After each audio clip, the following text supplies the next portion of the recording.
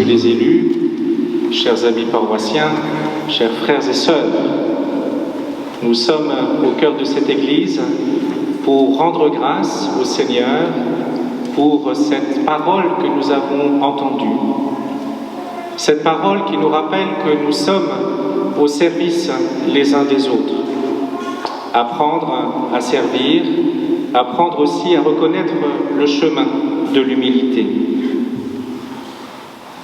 Ce chemin de l'humilité, n'est-ce pas contradictoire, alors que vous êtes au premier rang, que l'Évangile dit qu'il faut plutôt se mettre au dernier rang, réserver une place. Moi je suis ici dans le cœur, proche de l'autel. Est-ce un manque d'humilité? Je ne pense pas. Je pense que le Seigneur nous invite à reconnaître aussi nos missions, nos fonctions sur la terre, et c'est très important. Je suis sûr que vous avez suivi avec beaucoup d'ardeur et d'entrain la création des 120 cardinaux place Saint-Pierre hier. Il n'y a qu'un nouveau cardinal, c'est l'archevêque de Marseille qui est créé cardinal. Vous savez qu'il n'est pas ordonné, il est créé cardinal. Et justement, c'était cet évangile-là dont beaucoup attendaient du pape François. Ça y est, il va dire il faut aller vers les pauvres, il va pouvoir les descendre, les cardinaux, au moins ça va leur faire du bien. Et le pape François a dit cette parole très juste, il faut se faire avec tous. Sachez parler aux plus puissants comme aux plus pauvres. Et ça, c'est l'évangile. L'évangile ne consiste pas à effacer notre identité, ce que nous sommes, notre mission quand nous sommes élus, lorsque nous investissons aussi dans notre société, dans l'Église, mais revêtir la gloire de l'humilité, c'est-à-dire offrir son cœur et son oreille aux plus pauvres. Je ne sais pas avec quelle parole de Dieu vous allez repartir, avec quelle phrase de la parole du Seigneur vous allez repartir. En tout cas, je repartirai volontiers avec la dernière phrase que nous avons entendue dans notre première lecture de Ben Sirac le Sage. Voici ce qu'il nous dit. L'idéal du sage, c'est une oreille qui écoute. L'idéal du sage, c'est une oreille qui écoute. Une oreille qui écoute sans juger, sans préjuger, sans présupposer, sans mettre les personnes de prime abord dans des cases, mais au contraire avoir ce cœur et cette oreille qui écoute. Vous voyez, au pied de l'autel, nous avons mis la Vierge Marie, puisque nous sommes encore dans le mois d'août, nous sommes dans le sillage de l'Assomption. Certains d'entre nous, nous revenons de Lourdes, et nous sommes toujours marqués de voir qu'au pied de la grotte, celle qui est apparue, cette dame, eh bien, écoute toutes les personnes qui viennent. Certains ont peut-être du mal de prier Dieu, de s'adresser au Christ, de s'adresser au Père.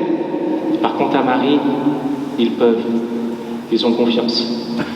Parce qu'elle est celle, la dame, qui écoute sans juger. Si nous sommes dans ce sillage Notre-Dame de l'Assomption, que nous puissions ressembler toujours un peu plus à la Vierge Marie, offrir un cœur qui écoute, une disponibilité. Et si nous ne l'offrons pas assez, que nous puissions nous ressaisir en venant dans notre église, dans nos églises aussi, de nos villages, pour venir prier la Vierge Marie. Marie, toi tu as été le signe d'une mère, d'une dame qui écoute, qui prend le temps d'écouter toutes les prières. Et bien que je puisse aussi être à son image pour que j'ai cette oreille qui écoute. Nous avons aussi en dessous Saint Guénolé, on l'a mis un peu en dessous, on ne l'a pas mis au-dessus de la Vierge Marie. Saint Guénolé, ça dépend de la prononciation. Vous pourrez relire l'article qu'avait transféré Olivier sur notre site de la paroisse avec tout l'article sur la prononciation pour savoir quelle est la prononciation la plus exacte.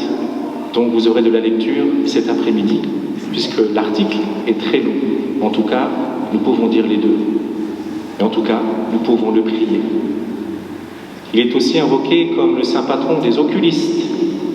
Alors je ne sais pas si les ophtalmos, les opticiens ont droit, on va dire que oui. Mais en tout cas, je pense que aussi ce qui vous est demandé, vous voyez, si la Vierge Marie nous offre une oreille qui écoute.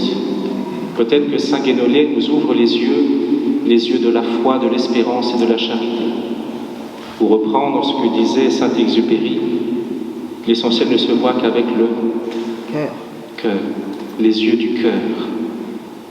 Nous puissions peut-être aussi ouvrir nos yeux du cœur pour qu'ils ne soient pas fermés dans nos difficultés, peut-être dans la rentrée qui peut être difficile, qui sera difficile peut-être pour certains ou certaines d'entre nous, l'incertitude du travail, l'augmentation des prix, l'inflation, la fin de l'abondance, enfin tout y est peut-être pour que nous puissions paniquer. Et pourtant, comme chrétiens, il nous faut avoir cette oreille qui écoute, ce regard de la foi, pour puiser en chaque personne l'attention qui lui est nécessaire, et aussi ouvrir nos cœurs aux appels des personnes les plus pauvres. Prions, frères et sœurs bien-aimés, pour que nous soyons attentifs et aussi que nous puissions servir, s'il en est besoin, les personnes les plus pauvres de nos villages. Je lance un appel aussi à vous, mesdames et messieurs les élus, madame le maire, ne craignez pas aussi à nous dire si nous pouvons faire quelque chose, non pas pour se tirer à soi la couverture. Il ne faut pas dire voilà, la communauté chrétienne a fait quelque chose, le Père Jean-Claude a fait quelque chose, non, c'est pas ça l'objectif. Mais qu'ensemble nous puissions montrer que nous sommes disponibles, sensibles aux appels. Et surtout que ni vous ni moi, peut-être nous portions un fardeau qui soit trop lourd. Il faut accepter de se laisser aussi porter par la prière, par la pensée des autres. Et ça, c'est un geste d'humilité. Comme dit le proverbe, tout seul on va plus vite, ensemble on va plus loin, vous connaissez très bien. Et pour la foi et notre vie personnelle, c'est pareil. Alors que nous puissions commencer cette rentrée paroissiale, cette vie de la cité, notre vie dans le monde, notre vie dans l'Église, en renouvelant notre disponibilité, cette oreille qui écoute, ce regard qui est ouvert aux pauvretés, pour que nous puissions servir les uns les autres notre Seigneur et notre Dieu. Ainsi, nous pourrons inviter toute personne à notre table. Ce n'est pas simplement la table de notre maison, mais c'est la table de notre vie. Au lieu de nous replier sur nos tablettes, que la table de nos cœurs, qui nous rappelle aussi la table des 10 commandements, soit toujours en nous et puisse servir nos frères et sœurs que nous rencontrerons maintenant et pour les siècles des siècles. Amen. Bonne fête. Merci.